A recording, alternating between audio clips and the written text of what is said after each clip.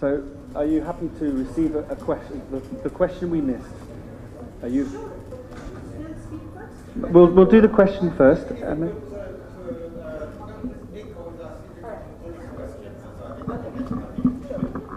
So, please. Yeah, so this is it, both of the talks and the way that. Is that better? The way that both of the projects that were looking at land related them also to certain inherent characteristics of capitalism, like the persistence of crisis or the dispossession through capital accumulation, those sorts of things.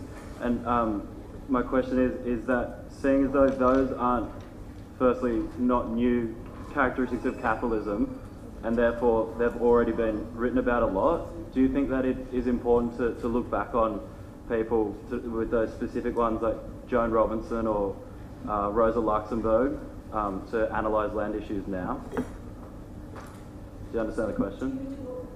You mean to go back to what's already been written? Yeah, do you think that would be useful? Yes. Okay.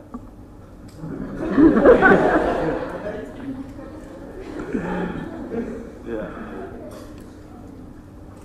Thanks. Cheers. Okay. I might just sort of follow on. One of my favourite quotes about development is actually Joan Robinson's talking. Joan Robinson, for those who don't know her, was a left-wing Marxist political economist who talked very critically about capitalism and development. But my favourite quote from her is that the only thing worse than being exploited by capitalism is not being exploited by capitalism.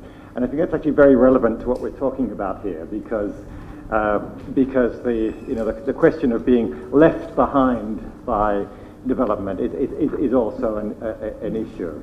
And it's also important because when you talk about counter movements, the question is, well, does the counter movement then suggest withdrawal from all that comes with what we call, or what states call a development? And I think it's an important reminder that when you're looking at the critiques of the essentially capitalist processes and the role of states, including post-socialist states, in fostering the excesses of those, there are questions of, well, where do we go from here? Is it withdrawal or is it engagement on different terms? So I think that's maybe sets an interesting agenda for discussion afterwards. I've been asked to, I guess, to do two things. To respond a bit to Jean-Christophe and Shamli's really fabulous presentations, and also then to bring in this big gap in the middle of mainland Southeast Asia called Thailand, which is not part of the Mekong Region Land Governance program, which focuses on the CLMV countries, the Cambodia, Laos, Myanmar and Vietnam, an interesting sort of grouping that has a bit of a logic to it. They're ASEAN latecomers, they're countries which, as we talked about with the Australian students before, all have some experiences in some sort of nominally socialist experiment and now are in a sort of rebound from that and so on. But at the same time, there's a lot that requires us to look at Thailand as an actor, as an example, perhaps, of having gone through certain processes that are being kind of emulated without wanting to simulate things too much, and therefore where there are lessons, and also because of the regionalization we've heard from both previous speakers with regard to the movement of transnational capital from Thailand to neighbouring countries, and of labour, and of course of technologies, ideas, markets, and so on. So in doing that, I've turned this sort of dual task into a sort of three-part, but I'll try to keep it fairly short, sort of three-part set of comments. The first is to talk about Thailand in terms of its role in neighbouring countries with regard to large-scale land acquisitions. The second is then to think back and look back at Thailand itself and to look at the situation of land acquisitions in a country which has been on a much more sort of continual and consistent market economy, driven agriculture and rural sector than has been the case in the sort of stop-start capitalism that we heard about in the case of the neighbouring countries. And the third is to maybe reflect on not everything, but a few of the sort of salient points that both Shamali and Jean-Christophe have made, but specifically thinking of it looking from the situation in Thailand. So if we start by looking at Thailand's role in neighbouring countries. Well, as you know, as some of the maps that Jean-Christophe put up showed, a large amount, not all, but a large amount of the transnational investment in large-scale land acquisitions is regional as much as it is global. The concern that actually produced the Mekong Region Land Governance program and has also produced this global interest in land grabbing as something that's come out, particularly of the 2008 food spike and promotion of investment, for example, through the Klaus Dining report that you talked about from through the World Bank, is something which we can look at a global level. We can certainly look at, for example, China's role in Africa, Latin America, and so on. But it is also something which, in this region, is very much more heavily focused, as we saw from the figures that Jean-Christophe showed, in neighbouring countries, and very sort of broadly, crudely, the three more industrializing countries of Thailand, Vietnam, and China, investing in the more capital-poor, technology backward or less advanced, some would say, in the resource-rich countries of Myanmar, Laos, and Cambodia. That's the broad pattern. But what we also see is, interestingly, I was interested in some of your figures, Jean-Christophe, that Thailand doesn't actually have a huge role there if you look at the overall volume or value of investment compared to China and Vietnam. I think it was 8% of the total that you put up there. But at the same time, we see Thailand being kind of recognized first and with the highest profile in the most politicized way, much more perhaps than China and Vietnam. So there are cases that are very well known, not only in the region, but also in Europe, for example. One example is the investment in sugar in Gok, which displaced many farmers, a sort of out-and-out land grab with the connivance of the authorities in Cambodia by a Thai sugar company and a campaign against it, part of the counter movement, the so-called blood sugar campaign, building on the discourse of blood diamonds and to encourage consumers in Western Europe to not to buy sugar from companies like Tate & Lyle, which were sourcing from there. And so what we also see here is that although this is a regional process, it's something which involves a Thai company investing in Cambodia, but the sort of levers for action against it are not necessarily in the region. It works through the commodity chain and through consumers. We also see the CP investment in maize in Myanmar as another sort of well-known example. But in this case, not necessarily through large-scale investment. It's more by emulation of the contract farming or smaller scale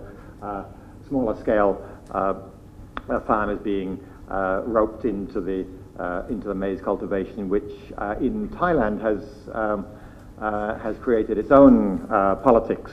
We heard among the Australian student group a couple of days ago about the way in which the CP and other agribusiness companies are behind the expansion of maize into the mountains in Nan province, for example, and yet how it's always the small farmers who get blamed at the end. The companies are there in the background reaping the profits, but it's and we see the same thing expanding into neighbouring countries. But at the same time, the overall investment, the value of investment in agriculture from Thailand is not as large, and the area controlled is not as large. There are some also which are quite large, which are not that well known. For example, the largest landowner in Thailand, the largest land acquirer, if we talk about land acquisitions in Thailand, the owner of Via Chang, has got several tens of thousands of hectares of agricultural land investments in southern Laos, including a few thousand hectares of coffee and some other crops, but that's not so well known. So one interesting question I have, and maybe it's something we could reflect on through Chamali, is how certain investments sort of get into the media, get into the international advocacy campaigns, and others which may be just as effective, but they, for one reason or another, they remain much more quiet. But then, to qualify this, we look at Thailand's role. Although the role in agricultural investment may be fairly small, if we look at large-scale land acquisition, we also need to look carefully at what we mean by large-scale land acquisition. And Thailand, where Thailand has had a major role in neighbouring countries, in Laos in particular, is in investment in hydropower. Now, this is not large-scale agro-investment, but if we look at the area of land and also the type of land that is required for the reservoirs behind the dams that produce this hydropower, we're talking about large, sizable areas. The Nam Turn 2 dam, for example, is a dam which has got French investors, but also the largest total part of the investment in the Nam Turn 2 dam, which is a public-private partnership, is in fact from Thailand. 90-something% of the electricity is sold to Thailand. The banks funding it are mainly from Thailand, and so we could say this is in effect a Thai project. The area flooded is about 45,000 hectares. Now we saw I think your total figure for Laos in your figures, Jean-Christophe, was about 450,000 hectares of concessions. So about 10% of the total area is just from this one dam. And then there's a Sayaburi dam on the mainstream of the Mekong, also a Thai investment.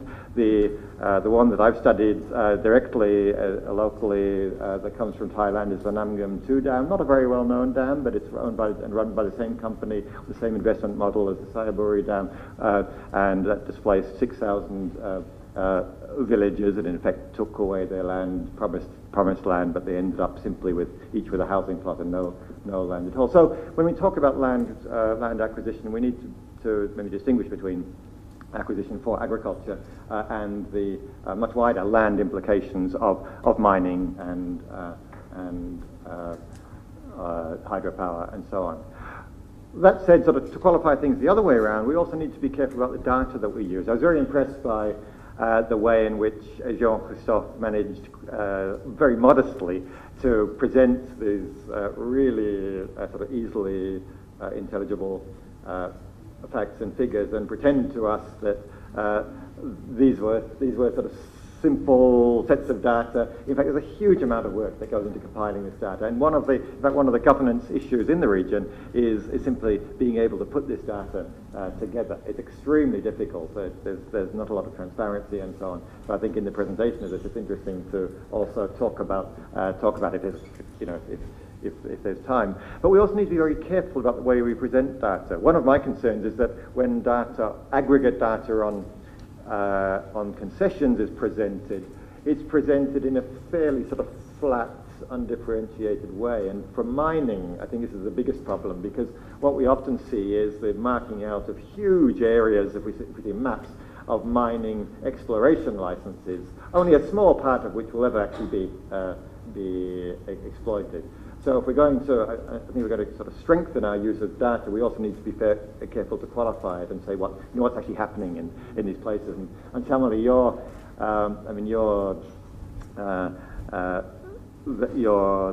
presentation, as Daniel said, of showing the sort of local effect is part of this discussion of what is actually happening. We can talk about Thailand's role and so on, but until you actually see what's happening on the ground, then it doesn't have such meaning.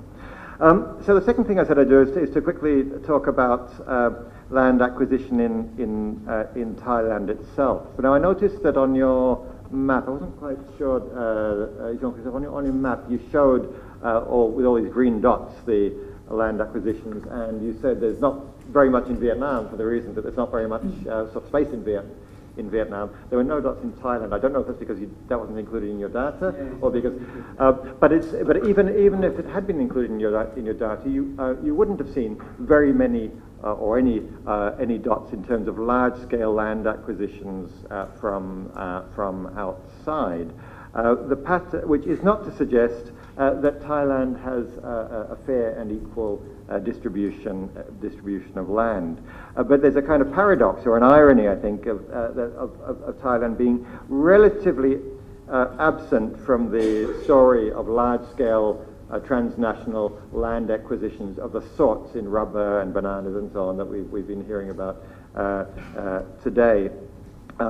As part of the transnational land grab as commonly understood. And at the same time, there's sort of paradox that we've been talking about over the last week or so of Thailand having such inequality by most measures, being one of the more unequal countries in the world measured in Gini coefficients or by other measures, and yet at the same time having a pattern of agriculture which is still largely smallholder based, largely. Which is not to suggest there aren't land grabs of and there isn't land acquisition of various forms in Thailand, but it takes a different sort of form. Now, I think we have to be careful here because for me, one of the dangers in talking about almost anything in Thailand is its tendency towards exceptionalism, Thai exceptionalism. It's a kind of elite presentation, often of any in response to any critique of what's going on with regard to labour practices or its current state of politics and so on. Thai democracy and so on, and to say that we do things differently here. So I certainly don't want to suggest that Thailand is just different, but rather to sort of understand what's happening in Thailand. Maybe connecting with what we're actually seeing in neighbouring countries, but taking different forms in Thailand. So if we look at some of the ways in which land is being grabbed, you talked, I think, Shamali, about the sort of green economy, and there's a nice article in the Journal of Present Studies about green grabs, which is sort of a global. If we think of how that manifests itself in Thailand, some of you will remember hearing over the last few days, and others who from your other studies will know about the program that the Thai government in Thai calls Tuong Khun Phrin Pa, which is the return to forest, the idea of trying to achieve the 40% target of forested land by taking land, in principle from first of all from the larger landowners, but in fact almost always from the more marginalised communities. We saw the film on the case of Dara'ang north of here, just one very sort of visceral example of how land is grabbed in the name of conservation. In other cases, land acquisitions occur to the point where a single person through his family company can own 600,000 arrayal, about 100,000 hectares. Again, Kunjalan, the largest landowner in Thailand, and this hasn't come through a process of land grabbing in the sense of deals done overnight between transnational investors and national or local governments. It's come through a steady process taking advantage of the transferable land title in Thailand and the abrogation of rules a long time ago that put a land ceiling on how much land could be held, and simply the investment here. But I think here as well, it's kind of interesting to look, and this is maybe more of a sort of research topic than something which you can talk about conclusively now, but to look at the links between that kind of acquisition and the acquisition that we understand more directly as land grabbing. And I can think of two examples of that in the region that do cross borders.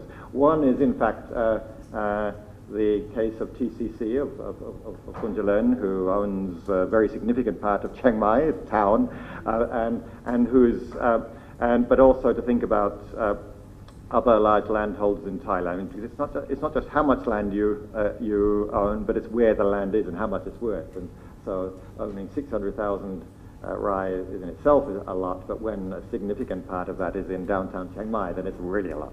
And the way in which the capital through real estate development has then been taken into land development, for example, by buying coffee plantations in southern Laos and so on. We see the same in the case of the other really big investor. I mean, there was one question, I think, about how sort of concentrated these investments are.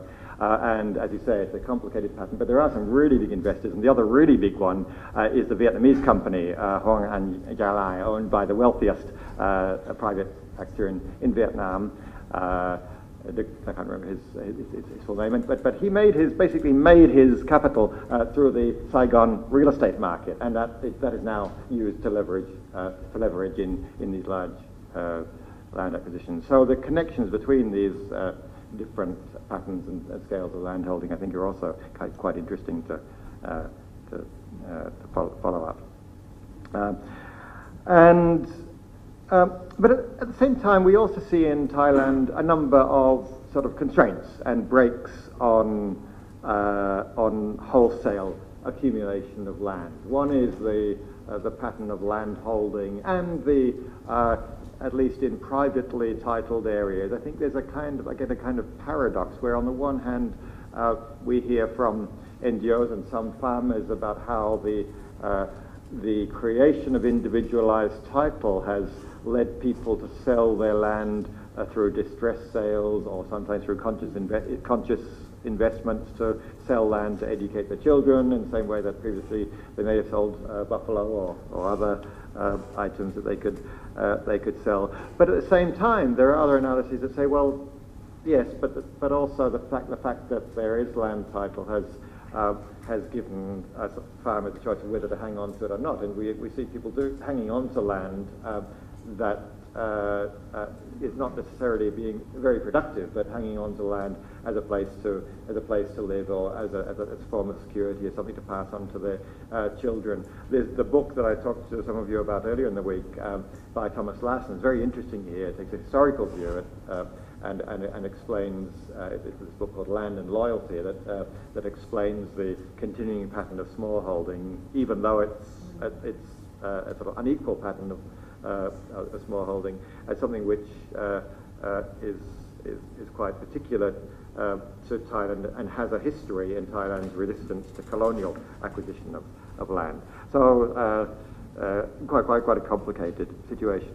There have been proposals over time for large-scale land acquisitions, and some of them have actually gone some way to being implemented. For example, after the logging concessions were cancelled in the late 1980s, the areas of forest reserve, the areas to be reforested, were given over to some large actors for reforestation with eucalyptus trees mainly, and what became a sort of a nominally environmental issue over whether it was appropriate to reforest with Australian trees was in fact a land issue, because those areas were exactly an example of what you were talking about of so-called degraded land. This was land it was given the name of Pathium Zong, which means degraded forest, and this legitimized the granting of very inexpensive concessions to large companies, which in effect displaced people from land. So there has been some land acquisition. Some would say that these are a kind of land grab for forest plantations. More recently, there's been, and also in the early 1990s, there was a much larger wholesale program to move about 1 million families off their land in the northeast of Thailand, in particular, of forest reserves, the so-called Kajokka, the long title, which translates to something like reallocation of land to the poor, but actually it meant moving poor people off their land and resettling them in much smaller settlements. There was so much opposition, though, in Thailand, that I think this also marks Thailand out from neighbouring countries in that in the past there have been moments in the 1990s in particular, through the Assembly of the Poor, where counter movements have been quite effective in at least counterbalancing the more extreme measures. And this is also where, if we look at the situation now, where political assembly of more than 5 people is prohibited, I don't think this counts as political assembly today, does it?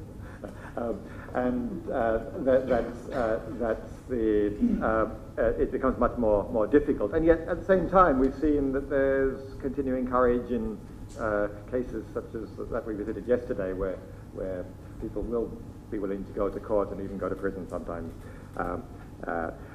There was a proposal a couple of years ago, after the military government came to power, to give 99-year leases for agricultural land investment to foreign companies, and it quickly got shot down. It was even under the military government, that was seen as kind of too extreme. So there are within Thailand there are all sorts of breaks, and we can talk about counter movements, including some use of state mechanisms at various times,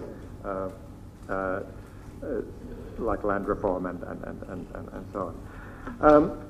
So just a couple of more, before I stop, a couple of more particular comments on the presentation. Jean-Christophe started by talking about the online dialogue on that resulted in these reports, which is an attempt to bring together the different points of view and to have a sort of virtual discussion. And at the same time, Shamali talked about the sort of multi-stakeholder dialogues, and I think that in both of these, we need to be cautious to welcome any sort of discussion and debate, but also to look at who's involved and on what terms. Anything online tends to attract the international development community, academic community, and it doesn't mean that it's counterproductive, but I think we need to recognize the limits of those, of how and where such discussions are held and who they involve.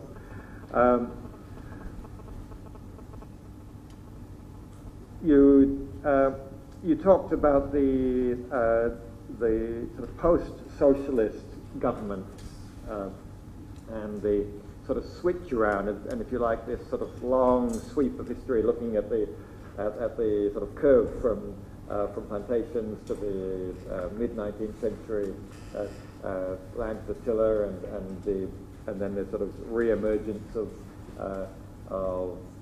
investments, and now perhaps a downturn. And I think it's really important to take that longer historical perspective, but also to look and understand the various bumps within it. So just as we understand things in a sort of big macro perspective, geographical scale, then we need to understand all the diversity and contingency and specificity of particular cases. I think over time as well, it's really important to understand the politics of the moment and how that works out. So we need to do both. We need to understand the broad patterns, not get lost in the detail, but we also need to be able to understand the detail there as well. And I think just one more point, and I can talk about special economic zones and so on, but there's one more point I'd like to just finish on, a comment on Shamali's term of legitimate tenure. I think this is a really interesting one, but also kind of a troublesome one as well, because you mentioned our book, Powers of Exclusion, and one of the powers that we talk about is legitimation, and recognizing in different places, I guess in all places, but maybe in different ways, the way in which what is considered legitimate is part of what produces the power that gives some access to land at the expense of others. And the idea of there being a sort of universally recognized legitimate tenure, I think is a complicated one, a problematic one from my point of view, because if we look at what happens in a country like Thailand, which nominally works under the rule of law, but I mean, at any time, and particularly perhaps under the current regime, we see a country where law doesn't actually mean very much when you can have special decrees that allow the Prime Minister to do anything at any time. We find that in place of law comes a sort of battle of legitimacy about what's appropriate and what's not. And if we think about what we've seen among the Australian students, even in the last few days we've been here. A lot of the presentation of a presentation to you is a way to legitimize sort of within, but also beyond, and perhaps without very much reference to law.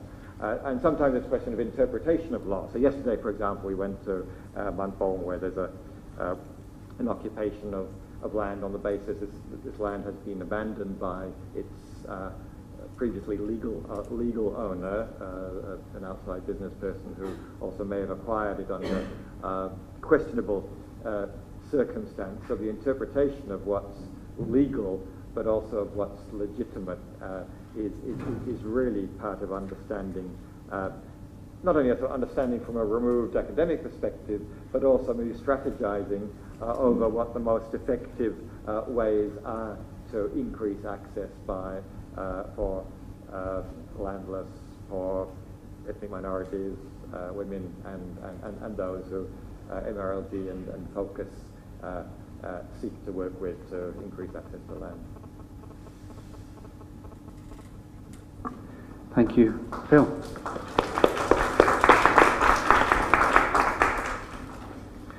Now, we're not left with so much time to open up for discussion, but if there are still some further questions, please do raise your hand. Start with Ajahn Chusak. You mentioned about the green grabbing. It's come to my attention. I read in the Prachat Thai a couple of days ago that there's usually in Thailand, the land reform is the land that is designated as a Sopakor, a land reform is just for agriculture, right? And this Prime Minister used his power to that Article 44 to accept that, land reform can be used for a wind farm or solar farm, I'm not sure, which is kind of long conflict, and they cannot move on for this kind of investment. So he decided to use his power to allow, because it's clearly land reform is for agriculture only, right? And you cannot use it for anything else, right? But he used this power to allow, to kind of use this land reform land for investment for wind farm or solar farm or wind farm. Solar farm. Wind farm, right? Yeah, I think this is a good example where, and from my own point of view, I think it's a very, very interesting and perhaps legitimate case for discussing whether farmers who've got their plots of agricultural land reform office land, which they in principle are not allowed to buy and sell, but everyone knows they are bought and sold, but whether they should be subject to restrictions on how they add value to that land, which those with full title don't face. And perhaps if a wind farm wants to come along and pay farmers 3,000 baht per rai when they're only earning 1,000 baht per rai from agriculture, maybe they should be allowed to do it. But that's a separate question from asking whether that change in the previous laws, which had a past logic when they were promulgated 40 years ago, whether that change should come from special decree from the head of a military junta, or whether it should come through a legal process or discussion between stakeholders in the community affected. So I think that this is just one of those issues one of those cases where a lot of issues are kind of conflated and confused in the public discussion. That's my own sort of take on that particular case. Maybe I don't think we might have a different.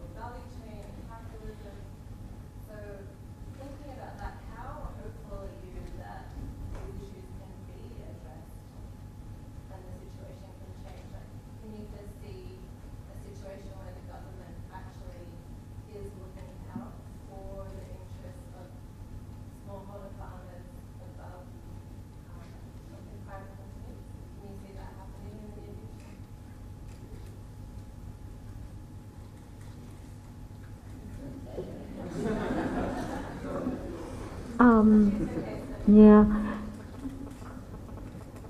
No. I mean, okay, I don't see that happening by itself. I think it can happen if we fight together, frankly. And I think the issue is that what smallholders are asking for is not anything that's outside their rights as citizens. There's that aspect of it. So it's a question of exercise of citizenship, agency, rights, and so on. There's that part of it. At the same time, I think the issue is not only anymore that of smallholders. Because if we look at the huge amounts of dislocations that have happened and the dispossessions that have happened, there's a very large migrant population that's moving within countries but across borders, and that's unprotected. So I think now, although I use the word citizen, I mean, I would myself amend that and say it is the responsibility of elected governments and even of states that form governments that are unelected, because they take upon themselves the responsibility of governing, of looking after, of making sure that the needs of the populations who have been displaced and are now migrant populations should also be protected, you know? So I think as, how do I put it? I think as different types of investments make deeper inroads, and as capitalism in its structure makes deeper inroads, I up the stakes on the counter movement, frankly, and I would you know what I mean? I would increase the demands, and I would increase the amount of mobilizing we need to do. Because now, I mean, Phil pointed this out very, very, you know, it's very clear. The issue isn't only how much land is taken also, but where it's taken, and how land or the control of assets or wealth in one place provides, gives the facility of the owner then to go and invest in another place. You know what I mean? And this is where these processes of financialization and globalization are actually very, very important. So I think in terms of us pushing for the protection of those who are dispossessed, or those who have the potential to be dispossessed, I think we need to up the stakes.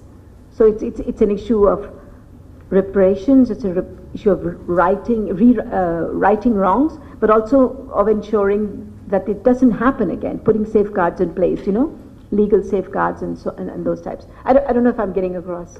So I mean, in a way, I'm saying no, I'm not hopeful that they'll do it on their own, but I think we have to. Yeah, but I think we have to fight for it to be done. And then it's no longer just an issue, only an issue of land itself, but also the issue of workers and migrants and all those.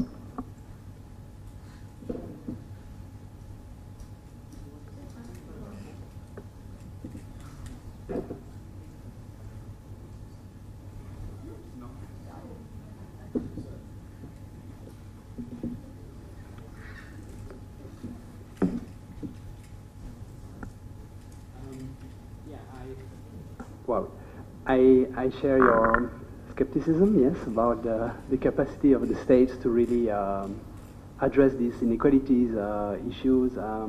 But at the same time, a lot of the unevenness, you know, of this development is already managed and absorbed by the smallholders, you know, and this issue of mobility that you have indicated, the mobilities across country, but also within countries.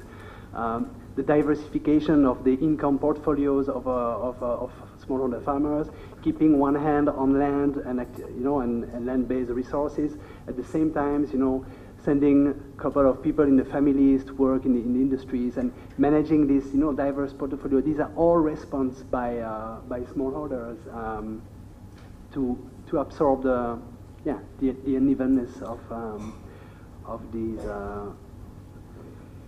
And they were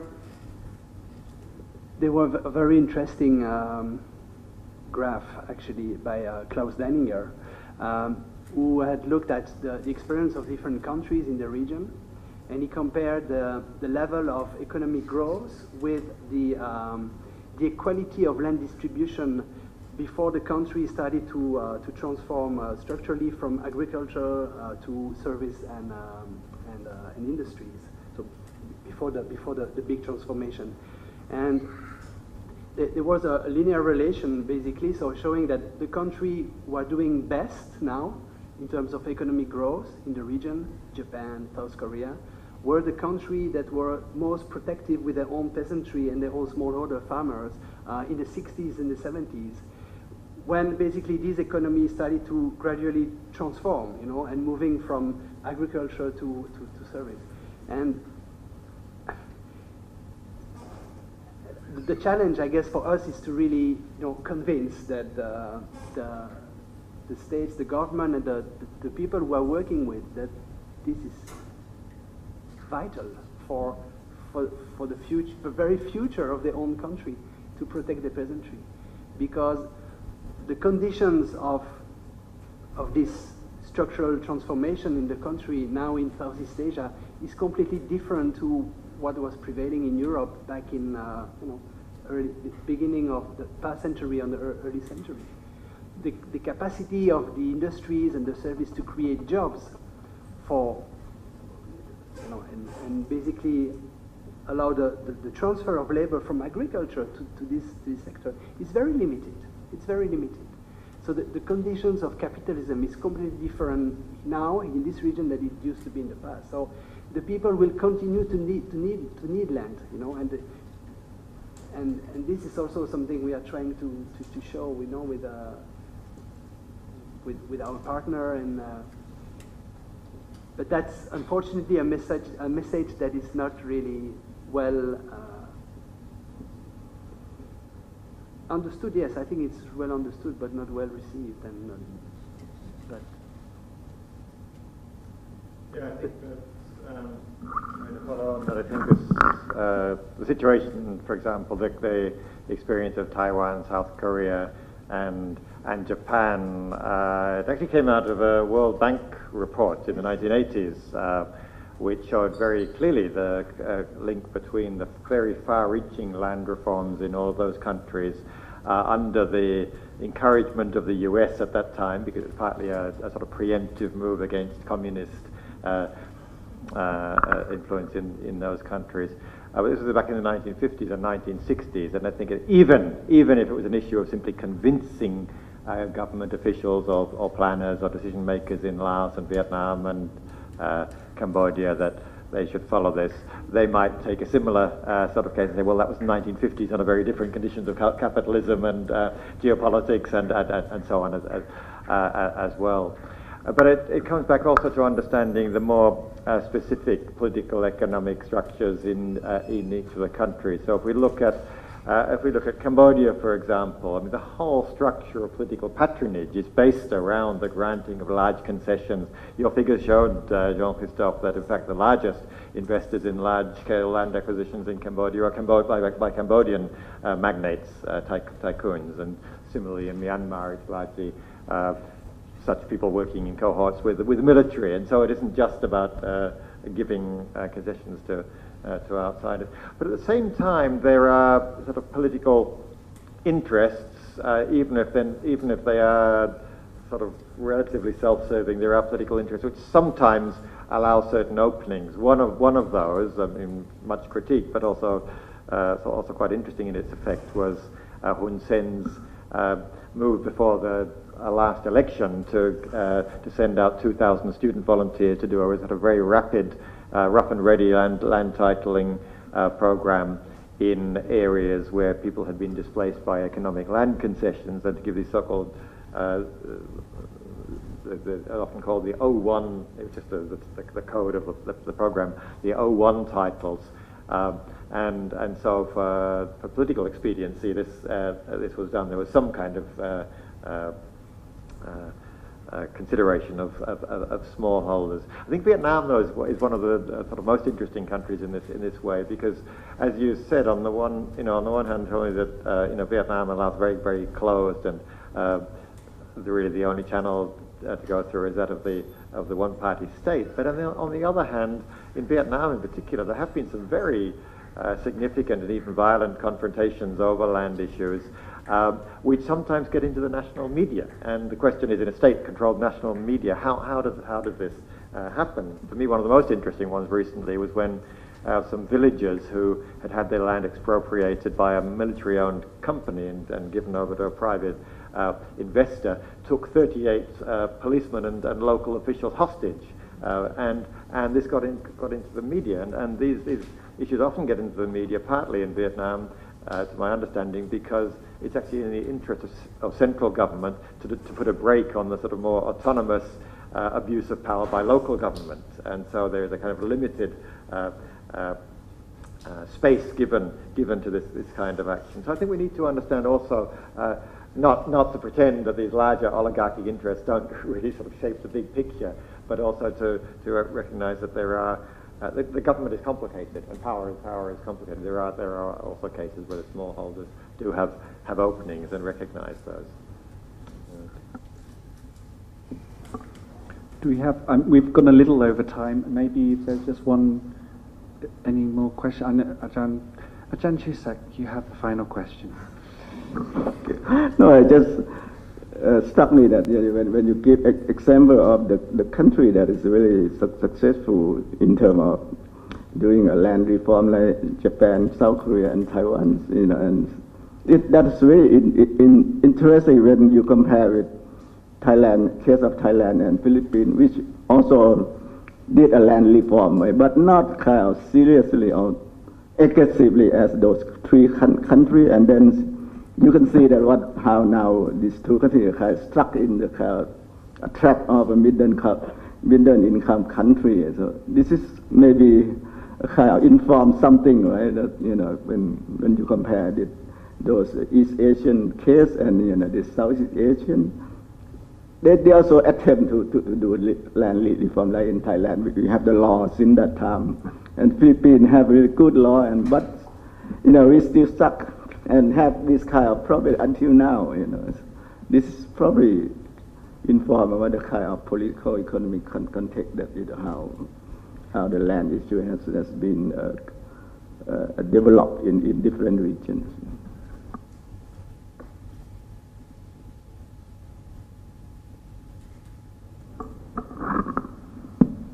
I think we will leave that as the final comment. Yes. So I'm sorry we didn't have more time to break out into open discussion, but I think there was so much important and rich information to impart that it was very much worth giving the time to the speakers to show their research, to show the analysis they're doing, and I'd like to take the time to thank Jean-Christophe Diepart, Sharmali Guttal, and Professor Philip Hirsch, and give one final round of applause for the three of them.